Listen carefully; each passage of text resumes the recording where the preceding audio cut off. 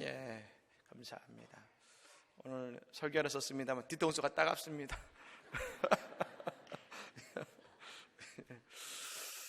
할렐루야. 아멘. 예.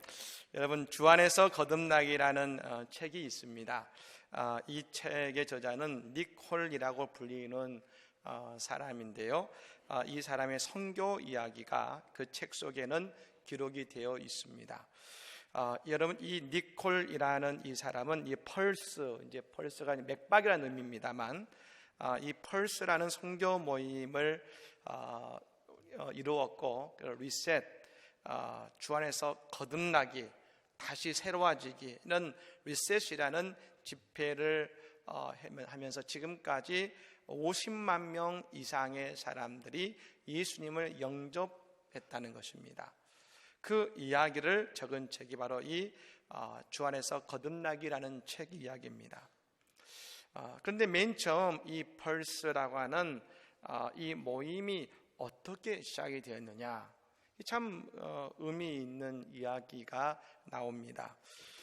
이 니콜이라는 이 사람이 대학교 3학년 때에 학교를 다니는데 학교에 과제를 받았습니다.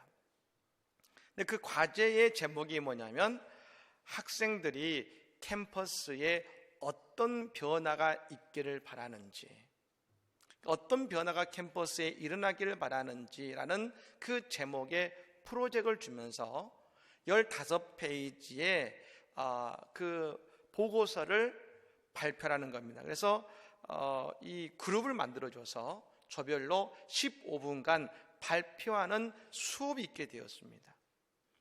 그때 각가지의 그 아이디어가 있었습니다. 어떤 학생들은 우리의 맥주를 위한 공간을 확보하자, 이런 말도 있었고, 구내 주차장을 좀 늘리는 학교가 되면 좋겠다, 학교 내에 골프 코스를 만들자, 막 쓴 것 같습니다. 이런 다양한 제안들이 난무했는데, 그때 이 닉 홀이라는 이 학생이 교수님을 찾아갑니다.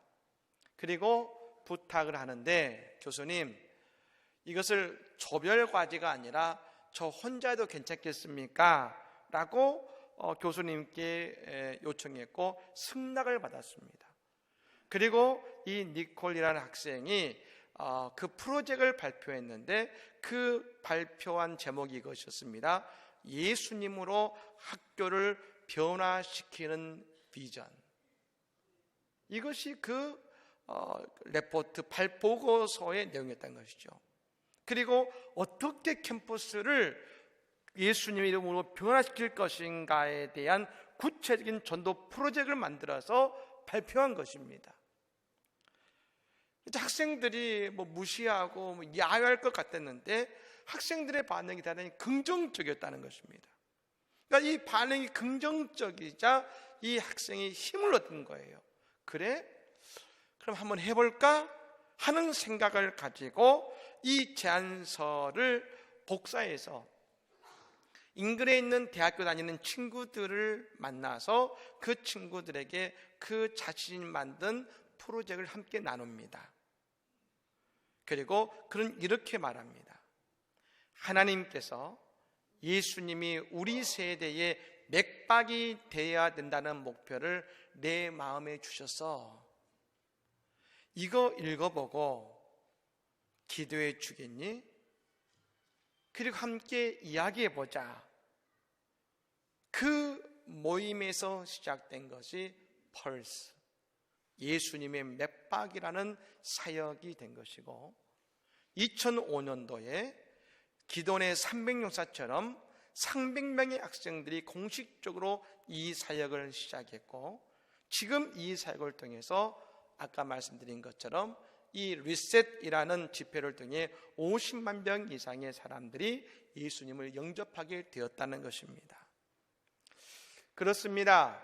한 학생의 과제를 통해서 하나님의 일이 시작되었습니다. 그리고 많은 사람들이 예수님을 만나게 되었습니다. 그들이 스스로 예수님의 맥박이 된 것처럼 말입니다. 2020년을 바라보는 우리의 마음에 어떠한 꿈과 소망을 품기 시작하셨습니까? 하나의 과제가 하나님의 역사를 이끌어 갔던 것처럼 우리의 기도와 예배가 내년 한 해 우리의 꿈을 하나님께서 현실이 되게 하시고 우리의 삶에서 우리가 예상치 못하는 하나님의 놀라운 축복의 열매를 맺어가게 하실 줄로 믿습니다. 여러분, 이런 놀라운 역사가 내년 우리 모두에게 임하기를 예수님으로 간절히 축복합니다. 아멘. 오늘 바울 사도는 빌립보 교인들에게 편지를 보내고 있습니다. 여러분, 오늘 편지를 보내는데 특별히 오늘 본문 13절과 14절의 말씀을 우리 한번 다 같이 한번 읽었으면 좋겠습니다. 오늘 본문 말씀 13절과 14절 말씀을 같이 읽겠습니다. 형제들아, 나는 아직 내가 잡은 줄로 여기지 아니하고 오직 한 일, 즉 뒤에 있는 것은 잊어버리고 앞에 있는 것을 잡으려고 표대를 향하여 그리스도 예수 안에서 하나님이 위에서 부르신 부름의 상을 위하여 달려가노라. 아멘. 할렐루야. 아멘. 여러분, 우리가 오늘 이 말씀을 읽어보면 참 바울이 진취적이고 말입니다. 그리고 힘있는 모습을 우리가 보게 됩니다. 그냥 하는 것이 아니라 뭔가를 이룰 것 같은 말씀이 오늘 말씀이지 않습니까? 근데 여러분, 그렇다면 실제로 바울 사도는 어떤 처지였을까요? 모든 것이 갖추어져서 뭔가 하나님을 위해서 힘있게 뭔가를 할 수 있는 여러분 그런 자리와 시간이었는가? 오늘 여러분 이 빌립보서를 쓰고 있는 바울 사도는 로마의 감옥에서 빌립보 교인들에게 이 편지를 보내고 있다는 사실입니다. 그런데 그냥 감옥에 갇힌 것이 아닙니다. 바울 사도가 3차 전대여행을 위해서 나아가는 그때에 사도행전에 보면 많은 예언자들과 심지어 여러분 본인도 말입니다. 천사를 통해서 그가 순교할 것이라는 것을 알고 있었고 예언자들이 바울에게 예언했습니다. 당신이 지금 예루살렘에 가면 로마의 군인에게 잡혀서 로마로 끌려가서 순교를 당할 겁니다. 이것을 예언자들이 이야기했고 스스로도 알고 있었습니다. 그런데 스스로 하나님의 길이라 여기고 이 로마로 왔고 지금 순교를 위해 로마의 감옥에 갇혀 있는 것입니다. 우리가 생각해 볼 때에 바울은 낙심하고 절망에 맞습니다. 이제 모든 것이 끝났고 이제 예언대로 되기만을 기다리기만 할 수도 있을 것입니다.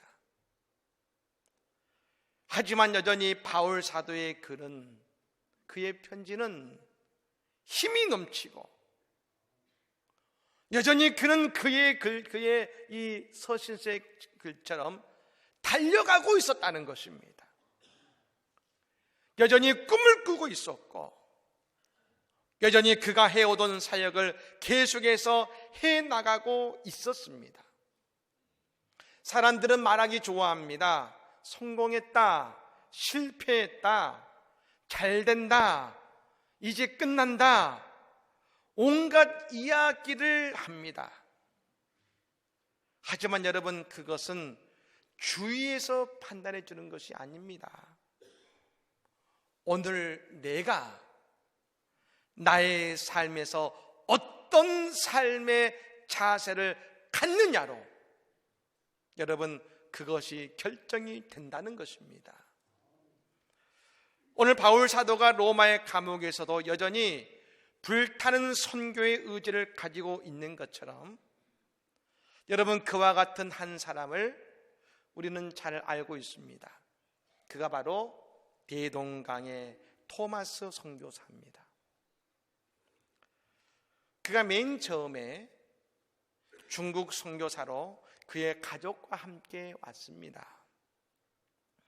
그런데 중국에 도착한 이듬해에 그의 부인도 그의 아이도 풍토병으로 죽음을 맞이합니다. 선교는 시작도 못했습니다. 제대로 복음 한번 전하지 못했습니다. 그러다가 우연히 조선이라는 땅을 알게 되고 제네럴 셔먼이라는 배를 타고서 복음을 전하기 위해서 조선에 가면서 말입니다. 조선어 성경책과 그리고 성경책을 배에 가지고 오는 것입니다. 하지만 그 배가 대동강에 다다랐을 때 조선의 공격으로 그 배가 불이 탑니다.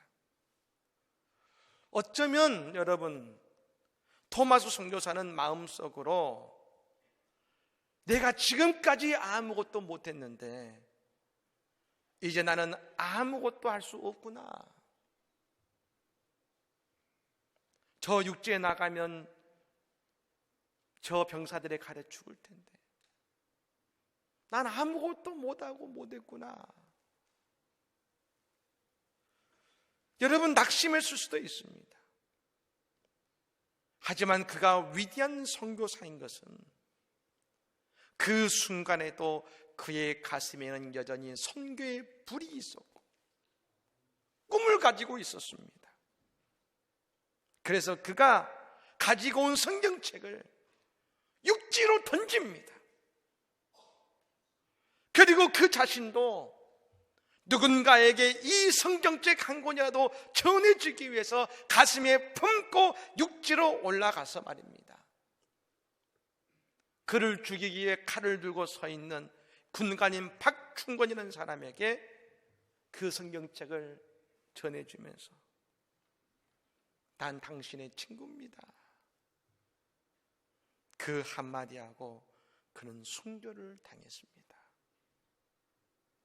많은 사람들이 토마스 선교사의 선교를 평가할 것입니다. 그러나 하나님은 토마스 선교사가 그 마지막까지 선교의 불꽃을 꺼뜨리지 않고 말입니다. 단 한 명의 영혼이라 하더라도 복음을 전하겠다는 불타는 마음으로 성경책을 전해주었을 때에 하나님은 위대한 기적을 행하셔서 그 성경책을 받은 박충권 군관이 나중에 강된교회의 장로님이 되게 하셨고 뿐만 아니라 그 박충권 군관이 받았던 성경책이 저 한 집에 말입니다. 책이 좋아서 이 도배를 한 것입니다.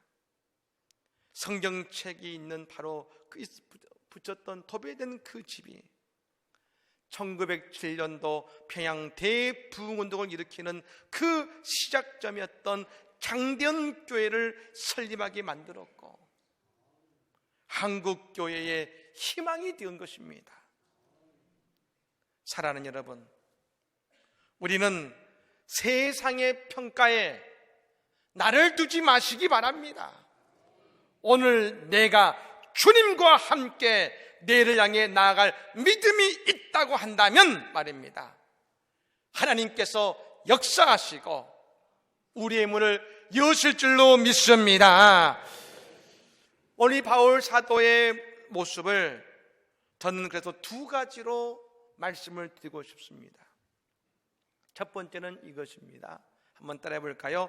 표대를 향하여 달려가노라. 할렐루야. 표대를 향해서 그는 여전히 뛰고 있었습니다. 그 표대는 무엇입니까? 다메섹 동상에서 자기를 부르신 예수님의 거룩한 부름의 뜻을 이룩하기 위해서 달려가는 것입니다. 무엇 때문에 나를 다메섹 도상에서 불러주신 건가? 이방인의 사도가 된 것이 무슨 말인가? 내가 해야 할 일이 무엇인가? 바울의 머릿속에는 이 다메섹의 부름이 늘 그에게 있었고 그것이 그의 푯대였습니다. 그런데 여러분, 우리가 푯대를 향해 달려갈 때에 우리가 한 가지 기억해야 되는 것이 있습니다. 우리의 잘못되고 부족한 과거는 잊어버려야 한다는 것입니다. 13절 말씀에 바울사도는 분명히 말했죠. 오직 한 일, 즉 뒤에 있는 것은 잊어버리고 앞에 있는 것을 잡으려고. 여러분, 기억해야 할 것을 잊어버리는 것도 괴로운 일이지만 잊어버려야 할 것을 잊지 못하는 것은 더 괴로운 것입니다. 잊을 것은 잊어야 됩니다. 간혹 우리는 예전 일에 마음을 두고 살아갈 때가 많습니다. 그때는 좋았을 때입니다. 그때는 무엇인가를 했을 때입니다. 하지만 과거를 생각하며 과거에 지배당하는 사람은 과거에 사는 사람이지 오늘에 사는 사람이 아닙니다. 또한 미래에 사는 사람도 될 수 없는 것입니다. 참다운 지혜란 과거에 마음을 두는 것이 아니라 미래에 마음을 두는 인생인 것입니다. 여러분, 사람이 눈이 두 개이지 않습니까? 근데 이왕이면 만드실 거면 하나는 앞에 보고 하나는 뒤에 보게 하실 것이지. 하나님은 뒤에는 눈을 안 만드셨어요. 앞에 눈 두 개를 만드셨어요. 귀도 말입니다. 좌우에 달렸는데 눈은 두 개가 한 곳을 보게 하셨어요. 뭡니까? 앞을 보고 두 개가 다 같이 집중해 달려있는 것은, 여러분 생각해 보십시오. 우리 눈에 뒤에 달려있으면 여러분 운전을 어떻게 하겠습니까? 사고 나겠죠. 앞만 보고 가라고 말입니다. 하나님은 앞만 보고 가라고. 우리 눈을 두 개를 앞을 보게 하신 것입니다. 2019년에 어떤 일이 있으셨습니까? 잘 되셨습니까? 여러분, 내년은 더 잘 되실 줄로 믿습니다. 그러나 올해의 잘됨에 안주하지 마십시오. 더 힘껏 나아가시기를 바랍니다. 2019년 힘드셨습니까? 어려우셨습니까? 이제 고난의 비는 그쳤습니다. 가뭄의 고통은 끝이 났습니다. 홍수가 난 인생에는 비가 멈추고 해가 떠오를 것이며, 가뭄의 고통 속에 있는 분들에게는 단비가 내리는 은혜가 있을 것입니다. 그러므로 올해의 힘든 모든 것, 아픈 것은 다 잊어버리시기 바랍니다. 그리고 다가올 2020년을 기대하시기를 바랍니다. 여러분, 들어오실 때 다 말씀을 뽑으셨죠? 뽑으셨습니까? 예. 이 말씀 한 구절이라도 우리가 힘들지만 붙들 수 있다면 우리의 2020년은 그런 말입니다. 하나님의 새 역사가 우리 가운데 펼쳐지게 될 줄로 믿습니다. 바울 사도는 감옥에서 새 역사를 바라보고 꿈을 꿨습니다. 여전히 하나님께서 하실 위대한 일을 바라보았습니다. 그것이 푯대였습니다.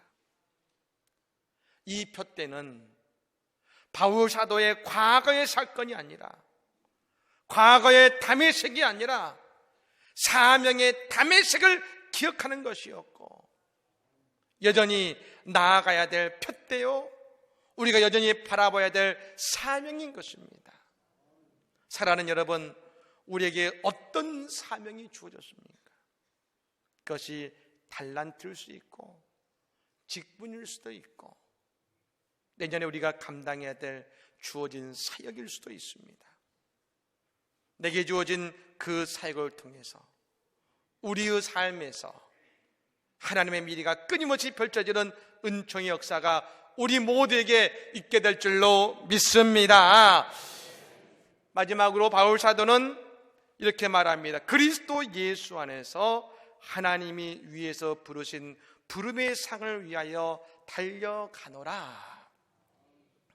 우리가 나가야 되는 미래는 그냥 우리 앞에 펼쳐진 막연한 미래가 아니라는 것입니다. 우리에게 미래가 있고 그 미래를 통해서 우리에게 하나님의 상이 임하게 된다는 것입니다. 왜 우리에게 하늘의 상이 주어집니까? 하나님이 우리를 부르셨으니까요. 바울 사도가 끝까지 그의 발걸음을 할 수 있었던 이유는 다른 것이 아닙니다. 다메섹에서 그를 부르신 예수님 때문입니다. 예수님께서 그를 부르셨고 그 부르심에는 반드시 하늘의 보상과 상이 있기 때문입니다. 가장 먼저 바울에게 주어진 부르심의 상이 있었습니다. 그것은 전도의 열매였습니다. 그가 가는 곳은요, 유대 땅이 아니었습니다. 우상의 판을 치는 고린도 지역, 빌립보, 가는 곳곳마다 아무도 하나님이 누군지, 예수가 누군지 알지 못한 땅이었습니다. 마귀가 역사하고 우상이 가득한 땅이었습니다. 그런데 놀랍게도 그가 가서 복음을 전하면 다 예수를 받아들이고 아멘하더라는 것입니다. 교회가 세워지더라는 것입니다. 그러므로 바울 사도가 받은 가장 첫 번째 부름의 상은 그의 사역의 열매였습니다. 사랑하는 여러분, 우리가 올 한 해 주님의 일을 하면서 거둔 수많은 열매들이 있습니다. 그건 우리가 한 것이 아닙니다. 씨를 뿌리는 것은 우리가 한 것이지만 그 씨에 물을 주고 해를 주셔서 싹이 나게 하시고 열매 맺게 하신 분은 하나님이신 줄로 믿습니다. 제가 오늘 설교 준비를 하면서 우리 동티모르를 다녀오신 선교사님들이 서로 막 새해 인사를 하시는 거예요. 얼마나 반가웠는지 모릅니다. 근데 한 분이 그런 한 단어를 썼는데 제 가슴에 왔어요. 뭐라 쓰셨느냐? 기적이에요.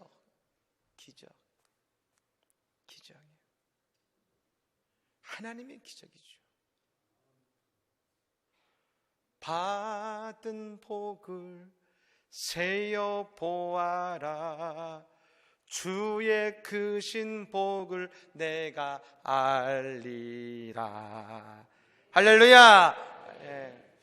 그리고 뿐만 아니라 우리가 받게 될 상은 우리의 인생이 주신 표대의 사명을 온전히 끝까지 감당했을 때 주시는 복이라는 것입니다. 저는 이 말씀을 묵상하면서 이런 생각이 들었습니다.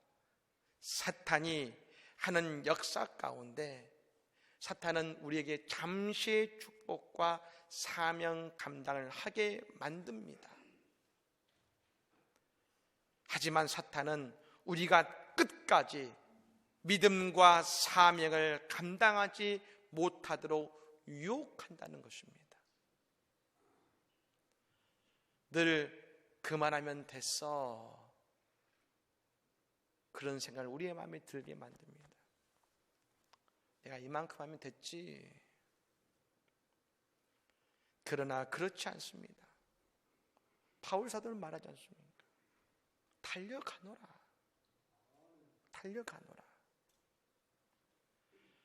이 달리기는 몸을 뒤로 빼고 달리는 것이 아닙니다. 몸을 앞으로 향해서 앞으로 달리는 것입니다. 여러분, 마라톤 선수들이 세계적인 코치를 데려다가 훈련을 받습니다. 우리가 생각할 때에 마라톤이야 열심히 뛰면 되지 무슨 특별한 코치가 필요한가 생각할지 모르겠습니다만 전문가들은 말합니다. 마라톤이야말로 고도의 기술이 필요한 운동이라는 것입니다. 여러분, 이 기술 중에서도 자기가 가지고 있는 힘이 얼마나 되느냐를 정확하게 측정해서 2시간 안에 알맞게 안비하고 소모하게 해야 된다는 것이죠. 처음에 여러분 막 열심히 뛰었습니다. 열심히 뛰었는데 여기서 1등으로 뛰다가 중간에 순위가 뒤집혀져 가지고 그래서 뒤로 쳐줄 수 있지 않습니까? 아무 소용없는 것이죠. 또 끝까지 달려서 골인을 했습니다. 근데 골인을 하고 나서도 다음에 힘이 남아있으면 안 되는 것입니다. 골인한 다음에는 쓰러질 정도로 기진해야 됩니다. 왜요? 그래야 최대의 효과를 낼 수 있는 것입니다. 여러분, 우리가 목표를 정했으면, 사명의